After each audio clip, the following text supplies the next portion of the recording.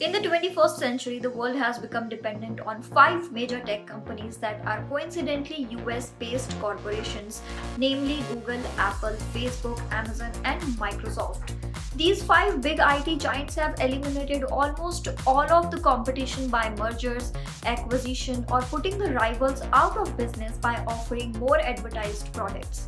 This has given rise to the monopoly of these firms in their respective products and dramatically increased their influence. Subsequently, the policymakers are now worried and have begun the discussion that will determine if the tech firms should be regulated by the government and how. All the regulations currently imposed by the government do not seem effective enough, and strict laws with consequences must be put in place. Did you know that the FTC had reached an agreement with Facebook that prevented the social media giant from sharing its users' data without permission?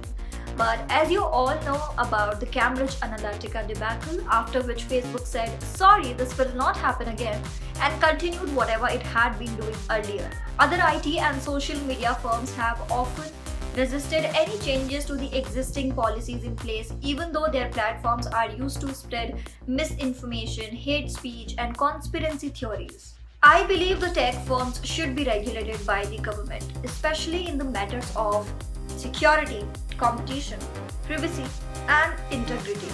Policymakers will only be able to reduce the harm caused by internet platforms if they coordinate their actions across all of these four factors.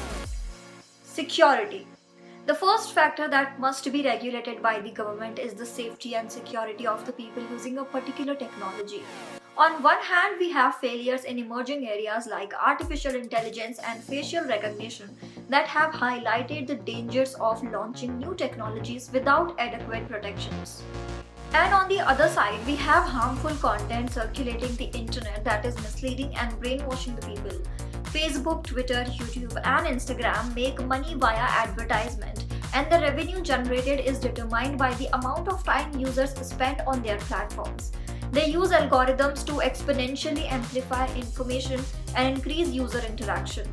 The negative impact of these algorithms is that things that should not become popular are now on everyone's mind and lips. These include hate speeches, misinformation, and conspiracy theories. The algorithms increases them more than other types of content, judging by the fact these posts have more than usual activity in the form of likes, shares, comments, etc. New security laws that include monitoring the content published on these social media sites must be passed to ensure the security and safety of all. This will grant protection to all, including those who get misguided from the illegitimate content and those who don't. Privacy. Since the Cambridge Analytica affair, policymakers have been concerned about privacy. Smartphones and the web have made it feasible to trace every human activity and create a total digital depiction. Credit card transaction, financial records, work history, mobile phone location, medical exams and medications, browser history, and social media all generate highly personal data that can be sold to data gatherers. This data is used by marketers and other platforms to better analyze, predict, and influence our behavior. It's not only about marketing and selling us stuff. Marketers and other platforms also limit our options without our knowledge or consent. Worse, information about others can be utilized to control and exploit our weaknesses. Policymakers recognize that the current situation leaves customers exposed to influence, but they have finally come up with a viable remedy. The General Data Protection Regulation in Europe and the California Computer Privacy Act in California are both beginning steps, and they both require users to choose the opt-out option of data collection. But this is not going to work, as many people are unaware of the companies that hold and misuse their personal information. And rather than opting out of the default data collection system, apps must now ask users permission after the app installation as to whether they can collect data and for what. Competition. Facebook, Google, and Amazon have been known to eliminate competition by acquisitions and promotions advertisement. This has resulted in weakening the autonomy of customers, suppliers, and other groups. Without competitive competitors or regulations, online platforms have no reason to stop engaging in harmful activity, and users have nowhere else to turn. Recently, antitrust investigations have been launched by the federal government and state attorneys general against Facebook, Google, Apple, and Amazon. They have been forcing IT firms to choose between operating markets and participating in them, as well as stopping anti competitive behavior towards suppliers, advertisers, and users. Though this may not solve the problem but will make it less severe as the data now will be spread over many companies rather than the famous five. Integrity. The internet platforms, particularly Google and Facebook, are clogged in secrecy. They do not allow marketers and agencies to check their numbers, which include both their own platforms and networks that post ads on other websites, unlike traditional advertising platforms. There is no hard data to prove any numbers published by these organizations.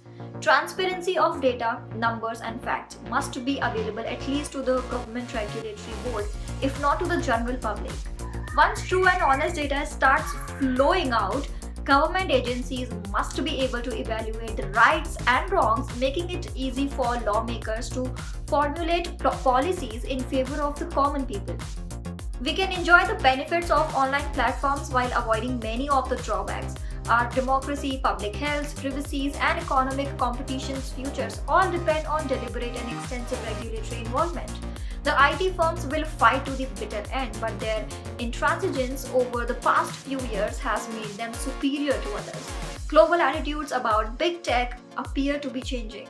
Until now, the European Union has pretty much set the regulatory bar, whereas the US and China have been far more tolerant of companies like Google, Facebook, and Amazon, as well as their Chinese equivalents Alibaba, Baidu, and Tencent, among others, growing too fast. Since Joe Biden took office in the United States, it appears that both Democrats and Republicans believe that big corporations have grown too powerful and need to be regulated.